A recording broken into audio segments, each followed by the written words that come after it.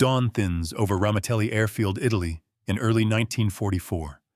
Frost clings to pierced steel planking. Red tails line the runway, noses forward, guns open oxygen bottles hissing, while ground crews move with quiet economy. The 15th Air Force has a problem measured in miles and minutes. Heavy bombers must cross the Adriatic Sea, find oil and rail targets in Austria, Hungary, and Germany, and come home through flak belts and fighter traps. Escorts must stay with them the whole way. Geometry matters. Fuel matters. Discipline matters more than pride. In mess tents far away, some German pilots joke about a new unit with painted tails and unproven names. Laughter does not carry on the radio. Lieutenant Colonel Benjamin O. Davis, Jr. walks the line with a clipboard and a rule. Stay with the bombers. Do not chase. Shoot only to break an attack. It is not glamorous. It saves crews. Today, contrails will ladder the sky. Black bursts will stamp the air. Fighters will slide down from the hard blue and test the screen. If the escorts bite on a drag, the bomber boxes open like a door. If the escorts hold formation, the door stays shut. This is where the story begins. Tuskegee trained men who were told to wait to prove to try again. Now the mission writes their answer. Start the Merlins. Close the gun bays. Taxi past the tent city toward the steel horizon. The question is simple and final. Can a segregated fighter group turn strict doctrine into protection at scale on the longest legs in this theater against an enemy that knows every ridge and every timing gate? If they can bomber crews live to fly another day. If they cannot, the wreckage will mark the routes in aluminum and fire. Winter at the edge of the Adriatic Sea begins to loosen in early 1944, and with it the tempo of a new kind of mission. The decision to employ the 332nd Fighter Group as deep escort grows out of choices made years earlier. In 1939, the United States Army selected Tuskegee as the site for an experiment in training African-American military pilots. The program expanded through 1941 and 1942 under strict evaluation standards, producing a first operational unit, the 99th Fighter Squadron. That squadron reached North Africa in early 1943 with Curtiss P-40 fighters and flew ground attack and limited convoy and bomber cover over Tunisia and Sicily. The squadron endured uneven leadership and a short initial combat learning curve, then settled under consistent command and began to record measurable results. The larger question remained open in the minds of theater staffs. Could a group-scale formation drawn from the Tuskegee pipeline carry the hardest duty in the Mediterranean air war, the day-long protection of heavy bombers over deep targets? By late 1943, the United States Army Air Forces created the 332nd Fighter Group at Selfridge Field, Michigan, composed of the 100 Fighter Squadron, the 301st Fighter Squadron, and the 302nd Fighter Squadron. Training moved through Bell P-39 and Republic P-47 types to establish instrument confidence, gunnery, discipline, and basic formation standards. The group deployed to the 15th Air Force in Italy, established itself at Ramitelli Airfield, near the Adriatic coast, and entered the order of battle just as Allied strategy hardened around the daylight destruction of oil aircraft production and transport links in Central Europe. The distances on the 15th Air Force target board were unforgiving. Vienna, Linz, Budapest, and later Berlin sat at the far edge of escort radius. Without fighters that could remain with the bomber stream from assembly to target and return, the 15th Air Force paid a heavy price to anti-aircraft fire and to German fighters vectored by radar and ground controllers. The mechanical key to changing that math was the North American P-51 with internal fuel and 2 external drop tanks. At cruise settings and with tanks managed carefully, range opened enough to make route-long escort feasible. The operational key was doctrine. Many fighter groups preferred to run ahead of the bombers and rove for interceptors, a tactic that allowed aggressive pilots to find fights, but risked leaving the bomber boxes thin at the moment of an organized attack. Lieutenant Colonel Benjamin O. Davis, Jr., who took command of the 332nd Fighter Group, issued a simple rule for his squadrons. Stay with the bombers. Accept engagement only when the bombers are threatened. Regain position as quickly as possible. The rule favored survival of the bomber formation over individual tallies and demanded radio discipline that would stand up to fatigue and fear. The build-up to sustained escort began with logistics and small habits. Ground echelons at Ramitelli standardized fueling sequences, munition checks, and engine runs to reduce aborts. Armorers laid belts of .50 caliber ammunition with care to prevent jams at altitude when the metal contracted in cold air. Crew chiefs taught pilots to log fuel transfer from drop tanks to internal tanks at specific time hacks so that no aircraft arrived at the target heavy on external tanks that would limit maneuver. Intelligence officers built target folders for rail marshalling yards, oil plants, and aircraft factories in northern Italy and the Danube Basin, complete with flak belt altitudes and likely ingress headings used by German controllers. Weather officers learned to read the wind corridors over the Adriatic Sea and the Alps, where a timing error of minutes could separate escorts from the bombers they were meant to guard. On the other side of the front, the German air defense system in northern Italy, Austria, and Hungary rested on a network of Freya and Würzburg radar sets, observer posts, and sector control rooms. Fighter wings equipped with Messerschmitt Bf-109 and Focke-Wulf 190 fighters used climb profiles and vector lines designed to arrive above the bomber stream with speed in hand. Head-on attacks, high side passes, and drag-down tactics aimed to break the integrity of the bomber boxes by forcing escorts to chase or by scattering the bombers into the flak. In late 1944, the appearance of Messerschmitt Me-262 jet fighters added a new variable, a speed advantage that punished any escort not already in the right place when the jets began their run. Yet even jets required predictable setups and fuel reserves that limited their time on station. The contest for both sides returned always to timing and discipline. Through January and February 1944, the 332nd Fighter Group flew workup missions that combined bomber rendezvous over coastal beacons with short-range escorts into northern Italy. Pilots learned the cadence of B-17 and B-24 formations, the climb rates, and the turn radii that would matter later when seconds counted. Radio procedure drilled brevity and clarity. Call signs were kept simple. Altitudes and headings were repeated in full. No pilot was permitted to call a chase on a fading contact without first confirming who would slide into his position on the bomber ring. In the ready rooms, Davis and his squadron leaders rehearsed the geometry of head-on intercept denial. The lead element would move slightly forward and high to draw an attack uphill. The second element would remain tucked on the bomber wing to cover a slashing pass. If an enemy dove through the box, the nearest section would break down to cut the extension without opening a hole in the escort shell. By March and April, the group had transitioned fully to P-51 fighters and began to draw the longer routes, including runs to targets in the Vienna region and along the Danube River. Tank discipline became a ritual. Pilots opened external tanks immediately after climb to altitude, watched the fuel pressure gauge for any sign of feed problems, and jettisoned empties before the target area to keep maneuver clean. Oxygen checks were paced every few minutes in the cold, high air to prevent slow hypoxia from dulling gunnery and judgment. The group kept its squadrons in laddered stacks so that one element could meet a high diving attack, while another held station at bomber altitude. The idea was to give German controllers no easy angle and to give the bomber gunners a steady, predictable, friendly picture in the windows. The bomber crews formed their own judgments during this buildup. Morning briefings posted escort plans by phase. When red tail squadrons appeared for the most dangerous legs, crews began to notice a pattern. Rendezvous were on time. The escorts sat where the diagrams said they would sit. When attacks came, the escorts did not gallop away after fleeing targets, but returned to their ring quickly. Over weeks, that pattern built trust. It also built a measure of resentment from some fighter pilots in other groups who preferred free hunting and who sometimes dismissed close escort as timid. In the 15th Air Force ready rooms, the argument was settled by numbers that mattered to bomber wings, how many aircraft lost per 100 sorties, and for which routes under which escorts. The red tails were tasked again and again to the longest legs because their method aligned with that metric. In the late summer of 1944, the targets moved farther and the weather worsened. Thunderheads stacked over the mountains. Crosswinds at assembly altitudes turned timing into a challenge. The group absorbed those stresses by overplanning. Takeoff intervals were tightened. Contingency rendezvous points were briefed for late assemblies.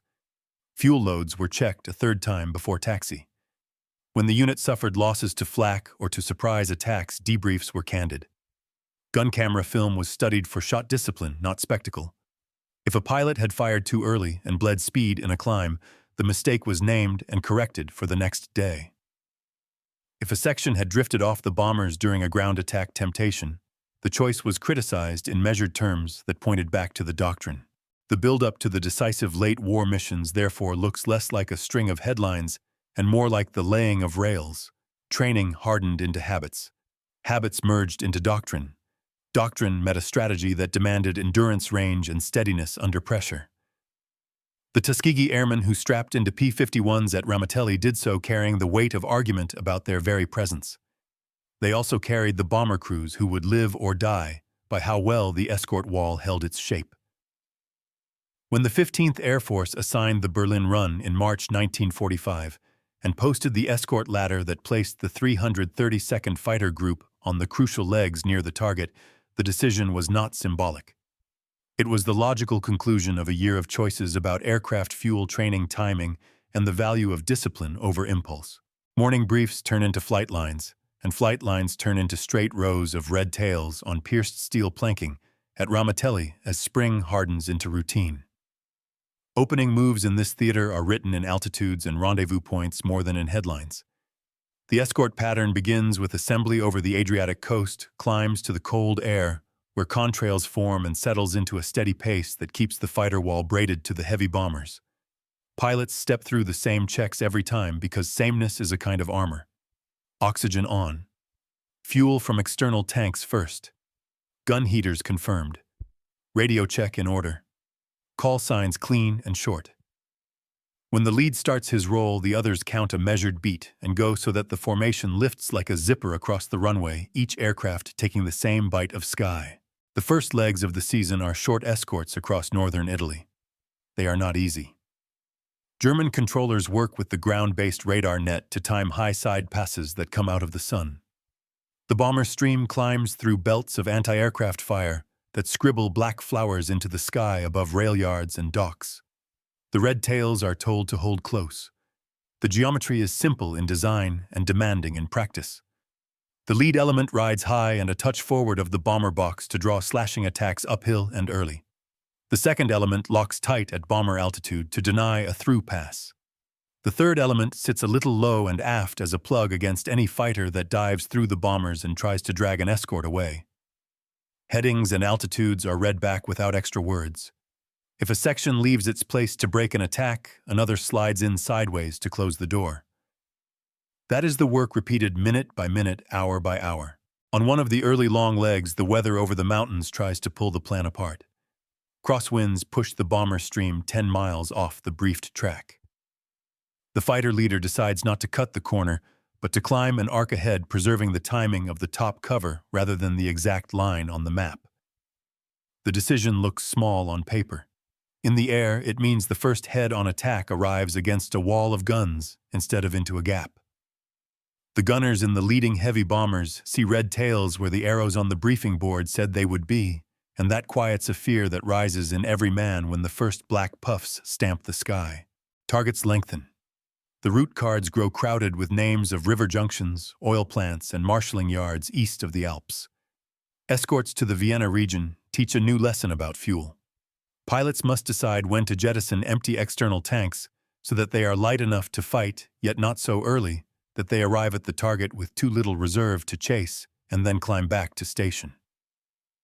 Armorers and crew chiefs at Ramitelli help by laying out fuel logs with minute marks that match the usual winds and climb. Pilots mark their kneeboards and glance down at the right moments, even when the world in front of them is only cold blue air and endless white trails. German units adapt with their own discipline. Bf 109 patrols mass above the stream and dive in pairs, one to draw, one to shoot. FW 190 fighters try a different rhythm, flashing across at higher speed and rolling into a spiral dive to drag the escorts down into the thicker air where the heavy bombers cannot be covered. The red tails have been told from the first day that no tally of personal victories matters if the bomber boxes break open. In the debriefs that follow these early engagements, Lieutenant Colonel Benjamin O. Davis, Jr. asks the same questions in the same order. Were you where the plan said you should be? Did you fire only to break an attack? How quickly did you regain position? He is not blind to initiative. He knows that sometimes a clean shot ends a threat before it fully forms. But he drills the point that the mission is the protection of the formation, not the pursuit of score. Names begin to stand out in the daily rhythm. Lee Archer uses short bursts and does not spray. Charles McGee builds a record of effective merges across tours because he seems never to lose his place on the ring, even when he comes out of a turn fast and alone. Edward C. Gleed, who once posed for a photograph while a crewman fitted a drop tank to his aircraft. Creamer's dream is as strict with his section in the air as he is easy with the crews on the ground. Many others whose names do not make pages of books do the same work on days that have no headline. The victories they claim are often single numbers, the kind of tally that flows from a doctrine that keeps the fights short and the formation intact. By midsummer, the group is taking the far routes to the oil plants around the Danube River and to the complex of targets that feed fuel to the German Army and Air Force. On those days, the air is a study in layers. High clouds break up the picture. Cold, dry air at altitude changes the sound of the Merlin into a thin whine inside the pilot's mask. The bomber stream is a ladder of white lines that goes on and on until it reaches the horizon. The escorts move on rails invisible to the eye and absolute in the plan. When the first enemy passes arrive, they sound in the radio net like stones dropped into still water. A call sign, an altitude, a direction. No adjectives. The nearest red tail steps into the line of attack. The rest tighten their ring one notch and wait for the next ripple. If the enemy tries to drag them away, they do not bite. If the enemy commits to a head-on, they fill the window with tracer and then report back on station. Ground attack work begins to share the day with Escort as the summer turns. There are missions where the bombers go first, and the fighters return to hit airfields and rail lines while the flak guns are still warm. Strafing is cruel to the unprepared and the undisciplined. The red tails fly in elements that keep a covered pattern over the target. When one section drops to rake parked aircraft or a locomotive with .50 caliber fire, another section watches the corners of the field for the first wink of cannon from a camouflaged position. Fuel and ammunition discipline are more important here than in the high air, because the pilot who makes one pass too many is a pilot who might not have the climb in hand to clear the small hills beyond the field. Not every day goes clean. There are sorties when a section is late to the rendezvous, and the first minutes of the climb are an anxious chase to find the right contrails. There are days when a radar-controlled attack arrives exactly at the worst possible moment, and the escorts must decide in a heartbeat which line to fill and which risk to accept. There are days when anti-aircraft fire finds an aircraft on the outside edge of the escort shell, and the pilot rides a damaged machine home across the Adriatic Sea, speaking to it as if it can hear. Those days write lessons that the unit reads aloud in the ready room. The lessons are about checklists, fuel transfer, radio brevity, and the order of movement when the plan comes apart. None of it is romantic. All of it is the opening cadence of a campaign that saves lives by the inch. Trust builds in the bomber groups one flight at a time. Navigators mark in their logs when escorts arrive on the clock. Pilots of the heavy bombers note in quiet voices that when the tails are red, the ring holds steady and the head-on lanes are shorter.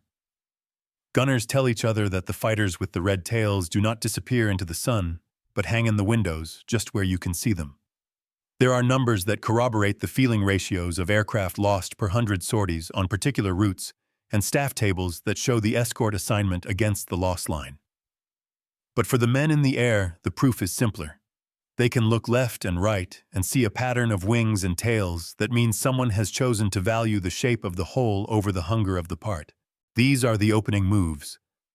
They are not made with grand speeches or sweeping arrows on a wall map. They are made with repeated climbs to assembly, with the decision to hold a line when a chase looks tempting, with the cool correction of a pilot who fired too far away in the cold, thin air, and with the steady grip of a leader who measures success by how many bombers return. As summer tips toward autumn, the group will meet stranger threats and longer legs, including the day when jets scythe through the stream over Berlin. But the turn toward that day begins here in the discipline of small things, in the work that does not make headlines, and in the accumulation of trust that gives a formation its spine. The decisive turn comes not with a trumpet, but with a time hack and a change in the air picture. Late winter yields to early spring of 1945, and the 332nd Fighter Group draws escort on the longest legs, the ones that bring bombers over rail hubs and oil plants in Austria, and then beyond into Germany. The orders are familiar and precise. Assemble over the coast. Climb to the briefed altitude. Open external tanks first. Hold the ring. Shoot only to break an attack. Regain position at once. The difference now is what waits near the target. German controllers still feed Messerschmitt Bf 109 and Focke-Wulf 190 formations into the bomber stream. But in this season, another shape appears at speed that erases distance in a handful of heartbeats. The Messerschmitt Me-26, two-jet fighter. A decisive mission date stamps itself across every later telling, 24 March 1945. The 15th Air Force sends a heavy force to the Berlin region. The 332nd Fighter Group is assigned to the crucial legs around the target, laddered above and beside bomber boxes, to deny slashing attacks and to be there when jets commit. This is not a symbolic assignment. It is a calculation based on months of measured behavior. Rendezvous on time. Tight rings. No chasing. Ready rooms repeat the doctrine until it becomes muscle and breath. The fuel plan for the day is strict. Empty external tanks must be jettisoned well before the initial point so that every aircraft can turn and climb without drag. Oxygen checks are paced. Radio nets are kept clean of stray talk. If the jets come, there will be no second chances. The climb and the coast-in go to plan. Contrails build a white trellis in the blue. Flak stamps the air in dense black flowers above familiar rail yards. Then the first jet call hits the net. A voice that is steady but quick, tally jet high, 2 o'clock closing fast. At escort altitude, fighters see a shape that does not fit the cadence of piston war. The Me-262 approaches like a thrown spear nose on to a bomber box, with a rate of closure that makes range estimation treacherous. In the first second, there is surprise. In the next, there is geometry. A jet still needs a run-in line. It still trades speed for angle. If the escort can step into the window at the right second, the shot line disappears, or the jet must turn and bleed the speed that makes it dangerous. The red tails act in the order they have practiced for a year. The forward element of the escort ring noses down to build a few knots, then slides to cut the run-in line, aiming not to chase a blur, but to deny the angle. The element at bomber altitude tightens around the lead boxes, so that any pass that does develop will meet a wall of .50 caliber fire from gunners and fighters together. A third element shades low to plug the hole a diving attack might seek. The radio carries only the bare data. Heading, altitude, one burst of contact, then the firing. Roscoe Brown leads one of the sections that executes the intercept properly. He sees the jet as it lines up for a pass, judges that a chase would be futile, and instead pulls ahead to force the jet to turn into him if it wants to keep the run. That turn costs the jet speed. In that cost lies the shot. A short, disciplined burst, not a spray, and the jet becomes debris against the cold sky. Another red tail section repeats the pattern minutes later on a second approach. The lesson is written as clearly as any classroom diagram. Doctrine, if held, generates chances even against an aircraft that is faster by a measure the eye can barely grasp. While the jet engagements draw later fame, the piston fights that bracket them make the day survivable. Bf 109 formations attempt to force openings with head-on passes stacked by altitude. The escorts that are not in the jet geometry keep their rhythm. One element forward and high to draw an early break. One element tight at bomber height. One element just low and aft. No one bites on a drag. When a slashing pass does break through the nearest section, turns through a high yo-yo, and fires only long enough to spoil the shot. The moment the enemy continues down and away, The escorts check back into their slots as if on rails. Bomber gunners later report that the ring never seemed to go thin. That perception rests on dozens of individual choices that took discipline to make when adrenaline argued for a chase. Flak does its worst around the initial point. The escort has little answer to that except altitude and timing. The bombers hold steady because they must. The fighters hold steady because the bombers do. There are minutes here where courage is nothing more than staying exactly where you are supposed to be while black bursts hammer the air and fragments clatter against metal. The discipline that keeps the ring in place under flak is the same discipline that allowed the jet kills moments earlier. It is a single habit expressed under different stress. Command decisions on the ground matter even in the air. Benjamin O. Davis, Jr.'s standing instruction to refuse the drag is not an abstract ethic. It is the central choice that prevents the bomber boxes from opening when the enemy tries to pull escorts into fractured chases. On 24 March, that choice is tested repeatedly. Each time a section starts to angle out after a fading contact, the leader's voice cuts in with a heading and a reminder, and the section checks back. The pilots who do this are not timid. They are professionals handling the job they were given. The result is not a dramatic count of personal scores. It is a formation that remains a shape instead of a scatter of separate fights. Logistics write their own lines through the middle of the day. The reason the intercepts work is that fuel math was honored earlier. External tanks were run dry and dropped at the right minutes. Internal transfer was done on schedule. No aircraft arrives at the critical moments, heavy with empty tanks or light in the mains. Gun heating switches were set. Oxygen checks were not skipped. None of these details makes a headline. All of them make an outcome. The group's ground crews own a share of this day because their standardization reduces the number of variables the pilots must solve at altitude. The egress is as important as the attack. After weapons fall and the bombers turn, the enemy tries a last set of slashing passes, timed for the moment. The formation is most spread. The escorts anticipate the attempt because they have built their own timing from previous missions. The ring compresses for the turn, then stretches again without leaving holes. A final jet appears on the edge of vision too far and too late to matter. The red tails do not chase. The bombers do not lose shape. The formation runs for home across the broken spring sky. What makes this day decisive is not only that jets were destroyed or that German pilots failed to break the bomber boxes. It is that a year of habits held at the point where novelty and fear could have cracked them. The doctrine was not just preached. It was practiced. The geometry was not just drawn. It was flown. When crews step off the aircraft at Ramitelli that evening, there is no celebration beyond the small rituals of survival. Helmets off. Hands on the warm cowling for a second. A word of thanks to a crew chief who kept a Merlin smooth. In the debrief, the questions come in the same order as always. Where were you when the attack formed? What did you do to break it? How quickly did you regain your place? The answers are crisp, almost spare.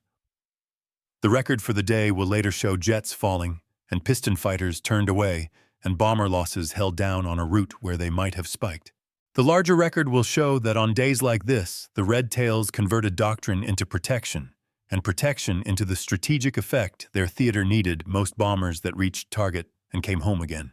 The day of Berlin fades into reports, and reports harden into numbers that armies use to decide what was gained and what was merely endured. In the weeks that follow late March 1945, the 15th Air Force plots loss lines against escort assignments and target types. On the routes where the 332nd Fighter Group held close escort, the bomber loss rate that might have leapt under jet pressure stays contained. That is the practical dividend that matters to staffs that must plan tomorrow's missions before midnight. The pilots at Ramitelli feel the consequence more simply. Fewer empty bunks in the bomber squadrons that brief beside them. Fewer red flares over the Adriatic Sea at dusk. A sense quiet and private that the strict rule they flew by, stay with the bombers, refuse the drag fire only to break an attack, paid off in lives that reached home fields. The operational record across 1944 and 1945 shows aerial victory credits that pass 100 enemy aircraft destroyed in air combat by the group's squadrons, with further aircraft destroyed on the ground during strafing runs and many more damaged. The totals vary by source and post-war audit because enemy records are uneven and combat claims are made under stress. The precise number is less important than the pattern steady single and double credits earned while flying the least glamorous fighter task in the theater. Those credits do not come from roving sweeps that could inflate tallies on good days and leave bomber boxes thin on bad ones. They come from the kind of close escort work that breaks attacks early and denies massed melees. When later summaries compare bomber losses per 100 sorties on routes flown under red-tail escort with similar targets covered by other units at similar times, they often find a favorable difference. It is not absolute because no formation is invulnerable. It is significant because discipline at the margin is the difference between a wounded bomber limping home and a straight line of smoke on the far side of the mountains. There is a myth that none of the heavy bombers escorted by the Red Tails were ever lost to enemy fighters. The truth is more sober. Losses did occur on some days when the Red Tails flew close escort. What made their reputation inside the bomber community was not a perfect shield, but a reliably strong one built from punctual rendezvous tight rings around the boxes and fast returns to station after short, disciplined engagements.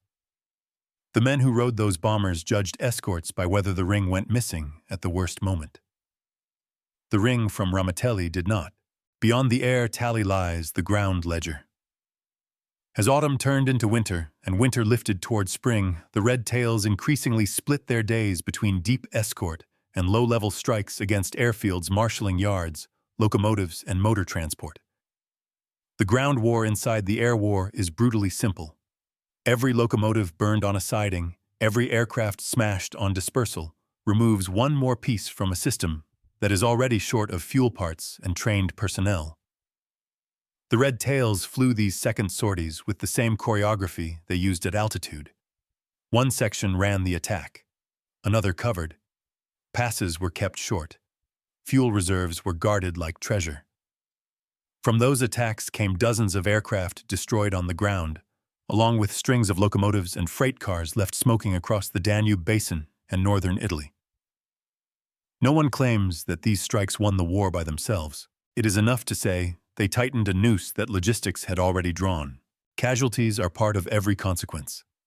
The group lost aircraft and men to anti-aircraft fire, to surprise attacks at bad moments, and to the thousand small chances that lurk in long flights over cold water and high mountains. Crew chiefs who could recite the history of every rivet on a favorite airframe sometimes watched that machine vanish into the weather and never return. Pilots who had flown half a tour and seemed certain to finish did not. The unit carried those absences forward with the steady rituals that every fighter squadron learns. A stool left empty in the mess. A locker cleared gently. A name read in the ready room before the next day's brief. In the notebooks of operations officers, these sorrows are only hash marks. In the lives of the men who remained, they are the weight against which every claim of success must be balanced. The immediate strategic consequence of the group's performance is that the 15th Air Force keeps pressure on the targets that matter most when the enemy has the least margin to absorb loss. Oil production that once surged now stutters. Rail traffic that once threaded alternative routes now piles up, blocked by bomb damage that cannot be repaired quickly. Airfields that could have launched last-ditch concentrations of fighters to contest the final pushes now sit cratered with aircraft trapped on the ground or out of fuel.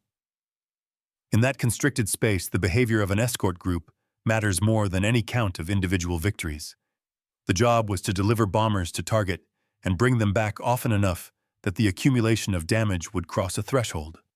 The Red Tails helped carry the weight across that threshold. There is a second realm of consequence that runs on paper and policy rather than on fuel and altitude. Before the war, and even in its middle years, the presence of the Tuskegee program was contested by officers and politicians who believed or chose to believe that African American airmen would not meet the highest standards of technical military service. After Ramitelli, those arguments had to carry against after-action reports, loss tables, unit citations, and the quiet testimony of bomber crews who made it home under Red Tail Escort. The performance of the 332nd Fighter Group did not by itself change the structure of the United States Armed Forces. It did supply one of the clearest factual answers to an old bad question. When held to the same standards, given the same missions, and judged by the same measures, these pilots and ground crews performed. In the late 1940s, as the nation argued about the future composition of its services, leaders had to reckon with that record. When the order to desegregate the armed forces arrived in the summer of 1948, it drew on many streams of evidence and pressure. Among them was the stubborn line in the ledger that shows what the Red Tails did when the work was hardest. Individual lives carry the aftermath forward in ways that cannot be graphed. Benjamin O. Davis, Jr. remained in uniform and rose through command, carrying with him the memory of long winter climbs and quiet summer egresses, and the knowledge that doctrine held under pressure. Charles McGee flew on in later wars and built one of the most sustained careers any pilot has recorded, a living bridge between the air over Ramitelli and the skies of other conflicts. Lee Archer returned home with a record that stood on its own terms, a pilot whose measured bursts and steady hand made him a model for later generations. Many others took their skills into civil aviation engineering, education, and business. The habits learned in the ready room and on-the-line checklists, mutual trust, clarity in speech, calm under pressure, translate well into peacetime work that still demands precision.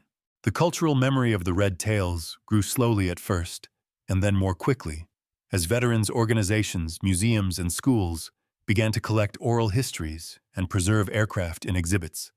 In hangars where a red tail stands under bright lights, visitors can walk close enough to see the rivet lines and the stencils, and if they lean in to imagine the ticking of a cooling Merlin.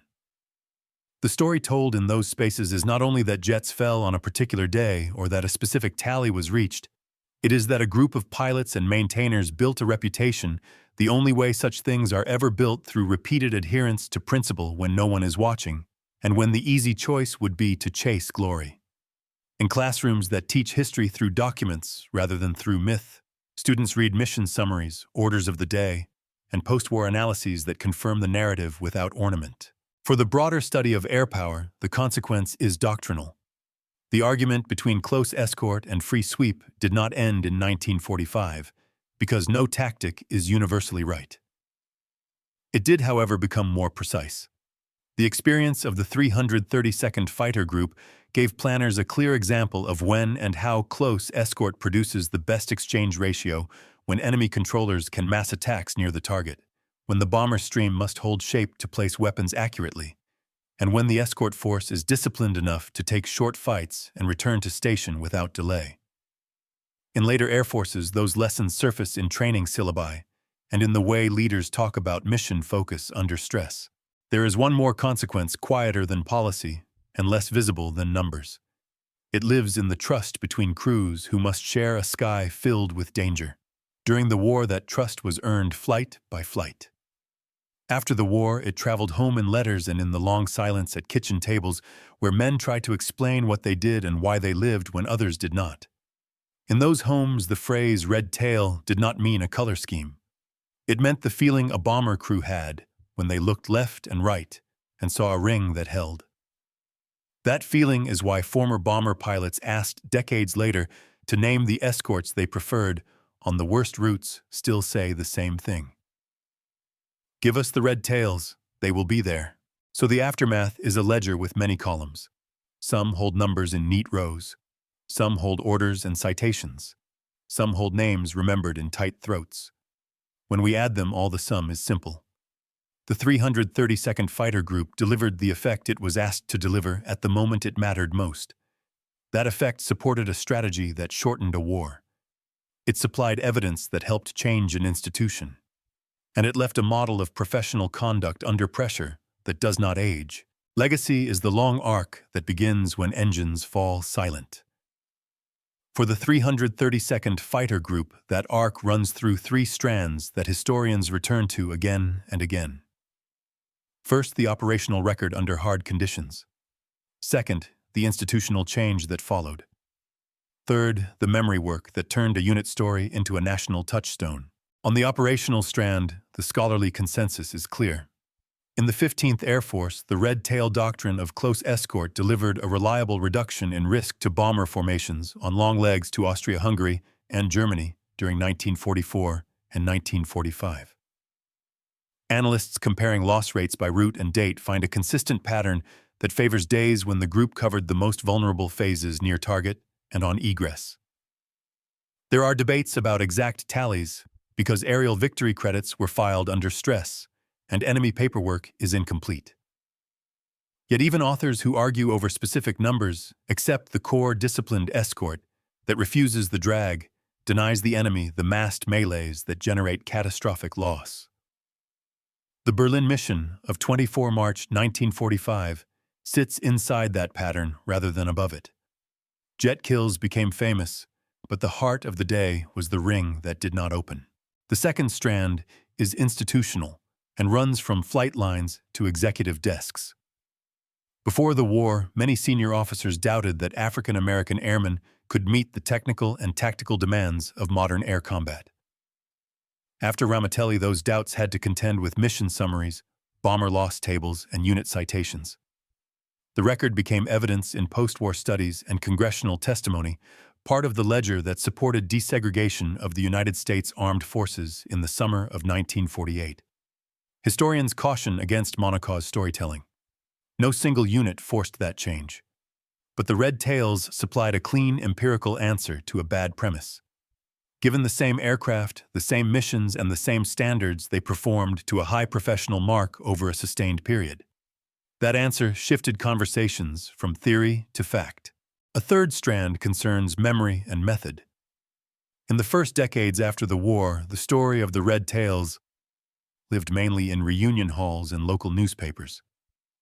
Beginning in the 1970s and 1980s, museums expanded aviation collections, universities collected oral histories, and the National Archives opened broader access to unit records. The narrative moved from pride and anecdote toward triangulation with primary sources. Students and curators matched dated debriefs to enemy loss summaries, where possible checked weather logs against pilot recollections, and corrected popular myths that grew in the absence of documents. The result is a richer and more human story that preserves honor while welcoming correction. That is a sign of maturity in military history, not a detraction from valor. Within these strands, historians still argue in productive ways. One debate weighs close escort against forward sweep and free roving in late war skies. The consensus is conditional. When enemy controllers can mass fighters near target, and when bomb lines demand stable bomber geometry, close escort performs best. Where enemy resistance has thinned, and where bomber formations are robust, a mix of forward sweeps and detached top cover can collapse what remains of the defense. Another debate examines claims of never losing a bomber. Careful work shows losses did occur on some red-tail days, though loss rates were often lower than peer baselines on comparable routes. A third debate revisits the balance between air-to-air claims and ground attack effects.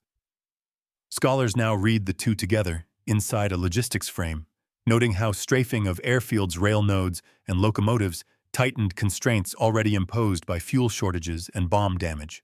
The legacy also lives in people. Benjamin O. Davis Jr. carried lessons from Ramitelli into a long post-war career, and into the culture of professional calm he taught subordinate leaders. Charles McGee became an exemplar of lifetime service across multiple conflicts, a bridge between the piston age and the jet age. Lee Archer's measured bursts became a case study in training films that value shot discipline over spray. Ground crews who never sat in a cockpit passed on the craft of checklists and standardization to factories, schools, and airlines. Thousands of visitors who stand under a red-tailed Mustang in a hangar today can trace a line from those habits to the language of modern flight safety, where discipline is not a mood, but a method. There is a quieter legacy in trust. Bomber crews learned to read the sky like a contract. If the escorts kept their ring tight and their radios clean, the crews held formation through flak and fear. That trust is why veterans who had no reason to flatter anyone still asked for the red tails on the worst routes long after the war was over. it is also why the story resonates beyond aviation. It is a case study in mission focus in leadership that repeats few rules and enforces them consistently, and in the civic force of performance when prejudice predicts failure. Assessment distills to this. The 332nd Fighter Group did the unglamorous hard work of close escort on long routes and did it well enough to matter at scale. Their record helps resolve doctrinal questions about when to hold tight and when to roam.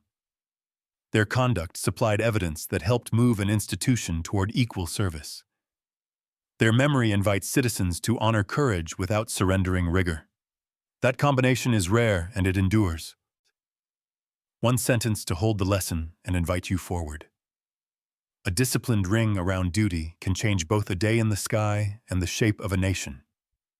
If this episode sharpened your view of air power and character, add your thoughts below and tell us which mission you want us to map next.